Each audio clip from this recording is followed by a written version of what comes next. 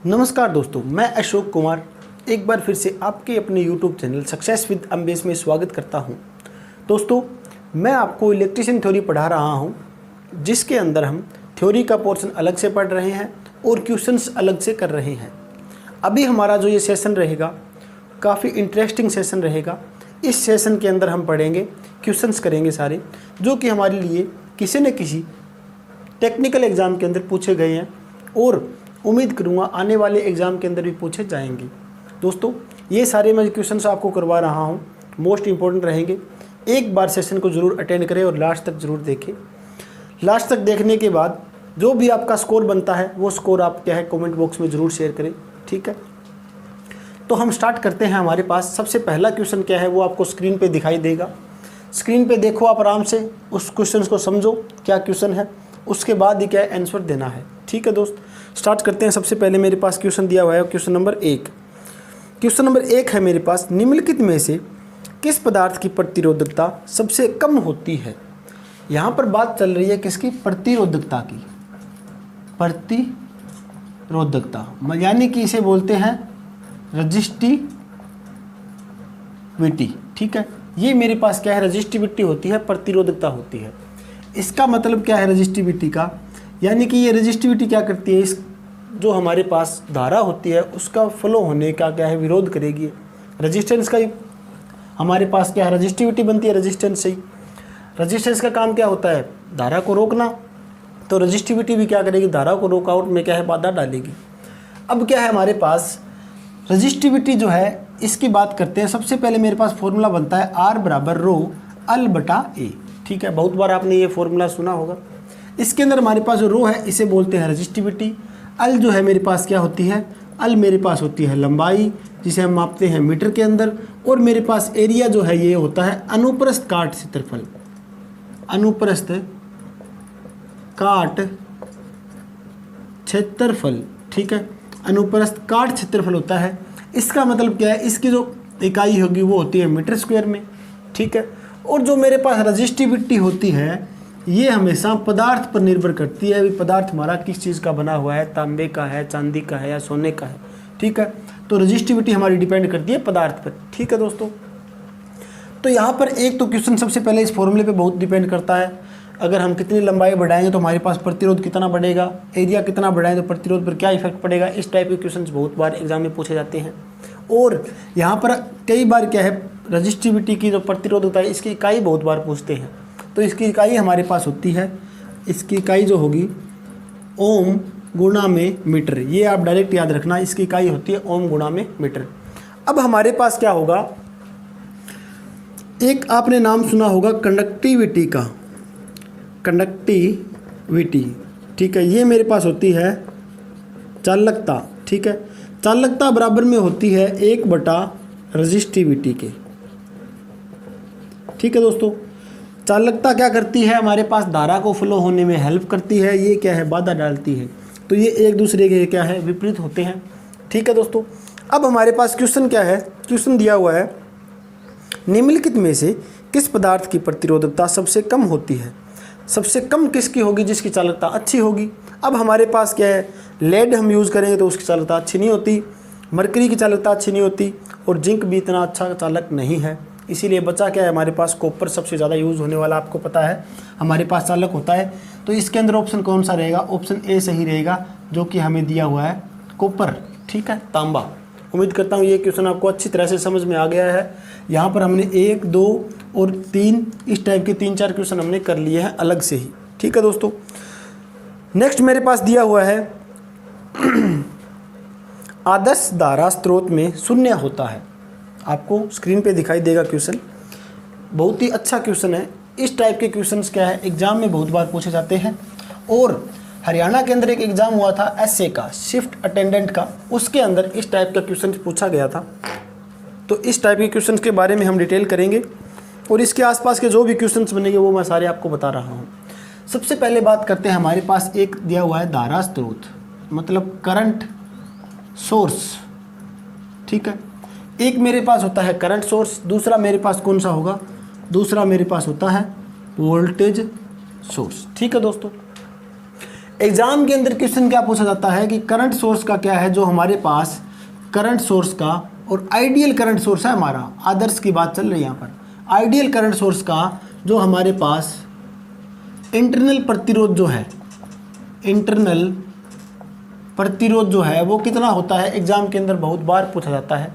तो हमारा क्या है, आइडियल करंट सोर्स के अंदर इंटरनल जो प्रतिरोध है, आंतरिक प्रतिरोध है, वो होता है अनंत। ठीक है दोस्तों, ये होता है मेरे पास अनंत। याद रखने वाली बात है, बहुत बार एग्जाम के अंदर पूछा गया है ये टाइप का क्वेश्चन। दूसरा मेरे पास क्या है, आइडियल वोल्टेज सोर्स की बात करेंगे हम। तो आइडियल वोल्टेज सोर्स का इंटरनल रेजिस्टेंस पूछते हैं, प्रतिरोध पूछेंगे, तो हमारे पास क्या होगा, इसके अंदर क्या होगा, 0। ये बात भी याद रखने वाली बात है। तो हमारे पास दिया हुआ है आइडियल करंट सोर्स हैज़ 0। अब आइडियल करंट सोर्स के अंदर तो प्रतिरोध तो होता है हमारे पास अनंत। बात इसने क्या पूछी है कि आइडियल करंट सोर्स के अंदर 0 क्या होगा, तो सोचने वाली बात है यहाँ पर। ठीक है, तो ये क्वेश्चन किस तरह से होगा हमारे पास, जैसे कि आपको मैं बताऊं, अगर हमारे पास प्रतिरोध क्या है, अनंत है, प्रतिरोध मेरे पास अनंत होगा, तो इसके अंदर क्या होगा, कंडक्टिविटी जो कंडक्टेंस है वो कितना होगा, 0 होगा। ठीक है, सोचने वाली बात है। हमारे पास जो मेरे पास कंडक्टेंस जो होता है, चालक जो होता है, चालकता होती है, वो बराबर होती है हमारे पास 1 बटा रेजिस्टेंस के। वो हमने अभी पहले देखा था, कंडक्टेंस बराबर होता है 1 बटा रेजिस्टेंस। अब मेरे पास रेजिस्टेंस है इन्फिनिटी, अनंत है। ठीक है, तो कंडक्टेंस कितना होगा, मेरे पास 0 होगा। ठीक है, तो इसके अंदर क्या है मेरे पास, ऑप्शन सही क्या रहेगा, इंटरनल कंडक्टेंस, ऑप्शन ए मेरे पास सही रहेगा। बहुत ही अच्छा क्वेश्चन है। ठीक है दोस्तों, इस टाइप के क्वेश्चंस एग्जाम के अंदर बहुत बार पूछे जाते हैं, तो काफ़ी इंटरेस्टिंग क्वेश्चन था। आगे मेरे पास क्या है, नेक्स्ट जो क्वेश्चन है वो दिया हुआ है, 5 एम्पियर का इलेक्ट्रिक करंट निम्नलिखित के बराबर होता है। मेरे पास दिया हुआ है 5 एम्पियर का इलेक्ट्रिक करंट दिया हुआ है, 5 एम्पियर का, तो ये किसके बराबर होगा। अब हमें सिर्फ क्या है, इसकी इकाई देखनी है और कुछ नहीं देना, वैल्यू सेम दी हुई है सभी के ऑप्शन के अंदर, तो हमें सिर्फ इलेक्ट्रिक करंट की इकाई देखनी है। अब आपको पता है सबसे पहले जो हमारे पास करंट है, करंट की इकाई होती है हमारे पास, एक तो होती है एम्पियर। ठीक है, ऑप्शन में देखते हैं कहीं एम्पियर दे रखा है, नहीं दे रखा, ये हमारा पास ऑप्शन नहीं बन रहा क्योंकि ऑप्शन में नहीं दे रखा। दूसरा मेरे पास क्या होता है, I बराबर Q बटा T। यहाँ से क्या है मेरे पास, ये चार्ज है, चार्ज की इकाई क्या होती है, कूलाम होती है, और मेरे पास ये क्या होगी, ये मेरे पास होगी सेकंड। तो कूलाम बटा सेकंड, C बटा S कहीं पर दिखाई दे रहा है क्या, देखते हैं हम। C बटा सेकंड, हमें ऑप्शन नंबर C दिखाई दे रहा है, तो हमारे पास ऑप्शन C रहेगा सही। ठीक है दोस्तों, नेक्स्ट क्वेश्चन करते हैं। 1 kilo calorie is equal to, मतलब 1 किलो कैलोरी निम्नलिखित के बराबर होती है। 1 किलो कैलोरी है वो किसके बराबर होती है। इस टाइप के क्वेश्चन साइंस के अंदर भी बहुत बार पूछे जाते हैं, जनरल साइंस के अंदर, और हमारे बेसिक इलेक्ट्रिकल के अंदर ये क्वेश्चन आते हैं। तो हमारे पास दिया हुआ है 1 किलो कैलोरी निम्नलिखित के बराबर होती है, किसके बराबर होती है, ऑप्शन ए सही रहेगा मेरे पास 17। ठीक है, 4187। ठीक है, ये मेरे पास क्या है, जूल में आती है हमारे पास, आपको पता है जो कैलोरी होगी वो किसके अंदर होगी, जूल के अंदर निकलेगी इसके अंदर। ठीक है, नेक्स्ट क्वेश्चन दिया हुआ है मुझे, आवर्ती, आवर्ती अनुपातिक है। अब हमें दिया हुआ है अगला क्वेश्चन जो है, फ्रीक्वेंसी इज डायरेक्टली प्रोपोर्शनल। तो फ्रीक्वेंसी किसके डायरेक्टली प्रोपोर्शनल है, मतलब क्या है, समानुपाती है। तो मेरे पास फ्रीक्वेंसी है वो किसके क्या है, समानुपाती है, वो हम देखते हैं। सबसे पहले क्या है, इंडक्टिव रिएक्टेंस। ठीक है, एक्सएल के समानुपाती है क्या, वो देखेंगे हम, आर के प्रतिरोध के, उसके बाद कैपेसिटेंस के, उसके बाद एडमिटेंस के, वाई के। तो हमारे पास क्या है, एक फॉर्मूला आपने सुना होगा, एक्सएल बराबर 2 पाई एफएल, ये फॉर्मूला आपने सुना होगा। ये हमारे पास क्या होता है, इसे बोलते हैं हम इंडक्टिव रिएक्टेंस। ठीक है दोस्तों, ये मेरे पास होता है इंडक्टिव रिएक्टेंस, प्रेरकीय प्रतिघात, इसे बोलते हैं प्रेरकीय प्रतिघात। अब हमारे पास यहाँ पर देखने को मिल रहा है मुझे, एक्सएल है और जो यहाँ ऊपर फ्रीक्वेंसी है हमारे पास, ये एक दूसरे के क्या है, समानुपाती है। ठीक है, बराबर है, मतलब ये एक दूसरे के बराबर है। तो ऑप्शन ए मेरा इसके अंदर सही रहेगा। उम्मीद करता हूँ ये क्वेश्चन भी आपको समझ में आ गया होगा। काफ़ी अच्छे क्वेश्चन चल रहे हैं, सारे किसी न किसी एग्जाम के अंदर पूछे गए हैं। ठीक है दोस्तों, तो इस टाइप के क्वेश्चंस क्या है एग्जाम के अंदर ज़्यादा पूछे जाते हैं। अच्छा लेवल है क्वेश्चंस का, लगभग मैं ये आपको लेवल करा रहा हूँ, जेवी लेवल तक का होगा ये सारे क्वेश्चंस करवा रहा हूँ आपको मैं। उम्मीद करता हूँ आप वीडियो को लास्ट तक जरूर देखेंगे और अपने दोस्तों के साथ भी क्या है शेयर जरूर करना है। नेक्स्ट क्वेश्चन मुझे दिया हुआ है। नेक्स्ट क्वेश्चन मेरे पास है विद्युत चालकता की unit. Very very important, exam के अंदर बहुत बार पूछा गया है। एक बार पहले भी मैंने आपको बताया था ये क्वेश्चन, इस टाइप का क्वेश्चन हरियाणा HSSC के अंदर पीछे जेई का एग्जाम हुआ था, सिविल डिपार्टमेंट के अंदर क्या है ये क्वेश्चन पूछा गया था। उनके अंदर क्या है सिविल डिपार्टमेंट के अंदर, क्यों है कि एक इलेक्ट्रिकल टेक्नोलॉजी का सब्जेक्ट लगता है सिविल के अंदर, तो उस बेस से क्या है इस टाइप के क्वेश्चन उसके अंदर पूछे गए थे। तो हमारे पास क्या है नेक्स्ट क्वेश्चन है विद्युत चालकता की यूनिट बतानी है हमें कंडक्टिविटी की। ठीक है, अब बात करते हैं, सबसे पहले थोड़ी सी डिटेल में बात करता हूँ मैं इस क्वेश्चन के बारे में। सबसे पहले मेरे पास क्या होती है जी हमारे पास क्या होती है, जी हमारे पास होती है चालकता। ठीक है, जिसे बोलते हैं कंडक्टेंस, जिसे बोलते हैं हम कंडक्टेंस। जो मेरे पास जी होता है वो बराबर होता है 1/r के। कंडक्टेंस बराबर होगा 1/r मतलब रेजिस्टेंस के। ठीक है दोस्तों, जी बराबर मेरे पास होगा 1/r की वैल्यू मैं रखूँ यहाँ पर रो L/A रख दिया मैंने, यहाँ पर r का फॉर्मूला डायरेक्ट यहाँ पर रख दिया मैंने। अब जी बराबर यहाँ पर क्या है, अगर मैं इनको अलग अलग लिखूँ, ये 1/ ये लिख दिया मैंने। एक बार मैं थोड़ा क्या है इनको ऊपर लेके जाता हूँ, तो 1/ρ, ये a को मैं ऊपर लेके गया और यहाँ पर बचा है मेरे पास L। तो 1/ρ मेरे पास क्या बनेगा, 1/ρ मेरे पास होता है चालकता। ठीक है, कंडक्टिविटी होती है 1/ρ। ये मेरे पास क्या होगी कंडक्टिविटी, और A/L ये मेरे पास क्या होगी कंडक्टिविटी, जो कि एग्जाम के अंदर बहुत बार पूछा जाता है। अब यहाँ पे हमें क्या निकालना है, कंडक्टिविटी की इकाई निकालनी है। अब कंडक्टिविटी की इकाई निकालेंगे तो कंडक्टिविटी को एक साइड में रखते हैं और सारे जो है फैक्टर वो इस साइड में लेके आते हैं हम, G/A। ठीक है, कंडक्टिविटी को एक साइड में रखा, L इस साइड गुणा में, A इसके साइड बटा में हो गया। तो कंडक्टिविटी बराबर G की इकाई क्या होती है हमारी महो, L की इकाई क्या होती है मीटर, A की होगी हमारे पास मीटर स्क्वायर, ये कैंसल। तो मेरे पास क्या है महो बटा मीटर इकाई हमारी बनेगी कंडक्टिविटी की, जो कि बहुत ही इंपॉर्टेंट है, एग्जाम के अंदर बहुत बार पूछा जाता है। तो ऑप्शन दिया हुआ है महो बटा मीटर, ऑप्शन ए हमारे लिए सही रहेगा। ठीक है, ऑप्शन ए है वो मेरे लिए सही रहेगा, महो बटा मीटर। नेक्स्ट क्वेश्चन है मेरे पास, विद्युत की एक यूनिट निम्नलिखित के बराबर होती है। जो विद्युत की एक यूनिट है वो किसके बराबर होती है, इसके बारे में थोड़ा सा मैं आपको बताता हूँ। जो कि हमारे पास घरों के अंदर मीटर होते हैं, हमारे घरों के अंदर जो हमारे पास एनर्जी मीटर जो होते हैं, ठीक है, एनर्जी मीटर जो होते हैं हमारे पास, रीडिंग जो लेने आते हैं, रीडिंग वाला जो हमारे पास घर के अंदर मीटर होता है, जिसके हिसाब से क्या है हमारे पास घर के अंदर बिल आता है। तो वो एनर्जी मीटर जो है वो यूनिट जो लेता है वो किस टाइप में यूनिट लेता है, उसके अंदर कौन सी यूनिट होगी हमारे पास, उसके अंदर होगी हमारे पास kWh के अंदर। ठीक है, हमेशा जो यूनिट होती है वो kWh के अंदर होती है, ये आपको बात याद रखनी है। इंटरव्यू के अंदर भी बहुत बार पूछा जाता है कि हमारे पास घरों के अंदर मीटर होता है, उसकी जो यूनिट लिखेंगे हम, वो यूनिट किस चीज़ में लिखेंगे, kWh में लिखते हैं हमेशा। ठीक है दोस्तों, अब हमारे पास पूछा गया क्वेश्चन के अंदर एक यूनिट, जो मेरे पास एक यूनिट है वो बराबर होगा एक kWh के। ठीक है, तो ये ऑप्शन मेरे पास क्या है, ए मेरे पास ऑप्शन सही रहेगा। उम्मीद करता हूँ ये भी आपको समझ में आ गया है। नेक्स्ट क्वेश्चन है मेरे पास, विद्युत आवेश का यूनिट है। विद्युत आवेश की बात करें हम तो इसके अंदर क्या दिया हुआ है, आवेश की बात करें, क्यू की बात करें तो हमारे पास फॉर्मूला होता है IT। फॉर्मूला क्या बनेगा, I का क्या होगा मेरे पास एम्पियर गुणा में क्या होगा सेकंड। तो एम्पियर गुणा में सेकंड देखते हैं ऑप्शन में है या नहीं, एम्पियर गुणा में सेकंड नहीं है ऑप्शन में। तो एक बात और चलेगी हमारे पास, क्यू की इकाई क्या होगी मेरे पास, एक होती है, क्यू की इकाई होती है मेरे पास कुलाम। ठीक है, तो कुलाम देखते हैं, कुलाम हमें ऑप्शन नंबर डी में दिखाई दे रहा है, तो ऑप्शन डी मेरे लिए सही रहेगा। इस टाइप के क्वेश्चंस क्या है आप आसानी से कर सकते हो। ठीक है दोस्तों, तो इकाई जो आपको करवा रहा हूँ फर्स्ट वाले चैप्टर के अंदर बहुत ही इंपॉर्टेंट रहते हैं। इकाई से 1 या 2 क्वेश्चन एग्जाम के अंदर 100% पूछे जाते हैं। आगे मेरे पास दिया हुआ है समांतर में संबंधित 2 एक जैसे लैंप।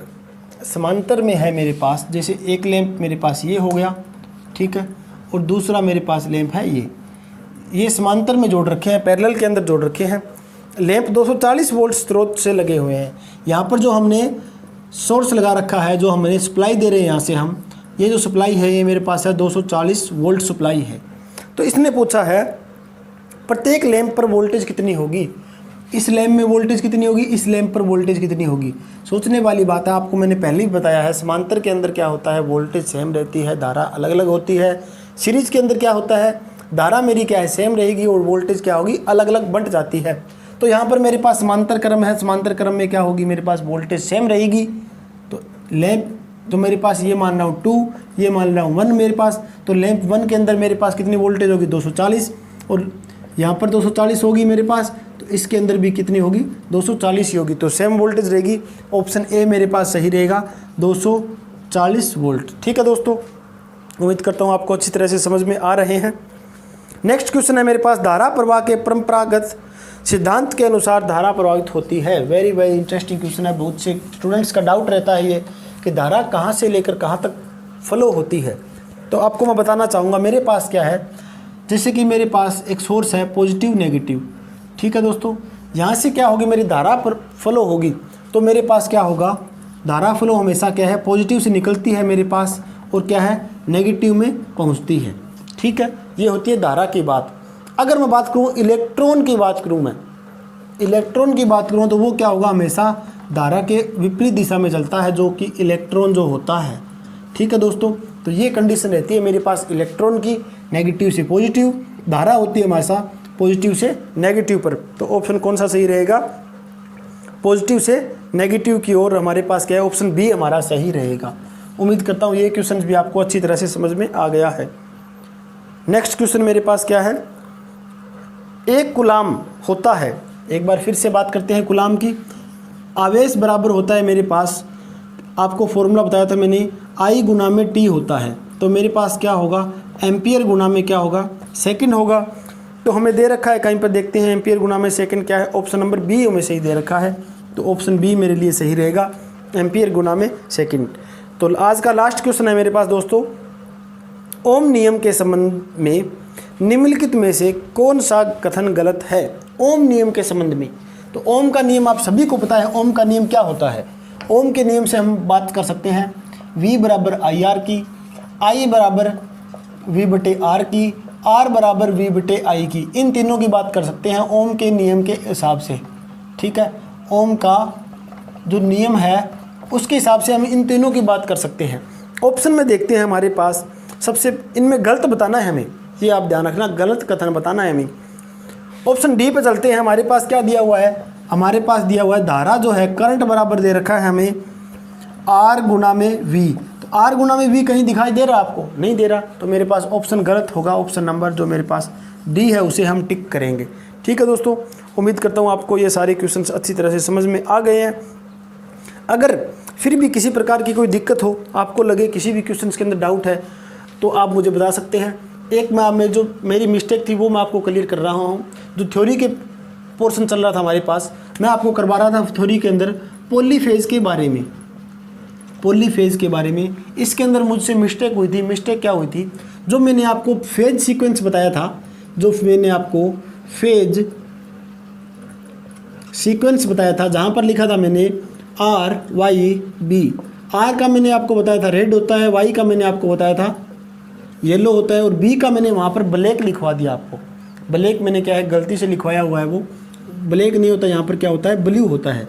तो उम्मीद करता हूँ आपको ये जो मिस्टेक है वो सही कर लोगे आप। ठीक है, तो इसी तरह से क्या सेशन हमारे चलेंगे। क्वेश्चंस जो है वो सारे मोस्ट इंपॉर्टेंट है, क्वेश्चंस के आसपास की बातें भी मैं आपको साथ साथ में बता रहा हूँ। ठीक है दोस्तों, तो हम मिलते हैं नेक्स्ट लेक्चर के अंदर, और अपने दोस्तों के साथ इस चैनल के बारे में ज़रूर शेयर करें और सब्सक्राइब करना ना भूलें। ठीक है दोस्तों, मिलते हैं नेक्स्ट लेक्चर के अंदर। धन्यवाद।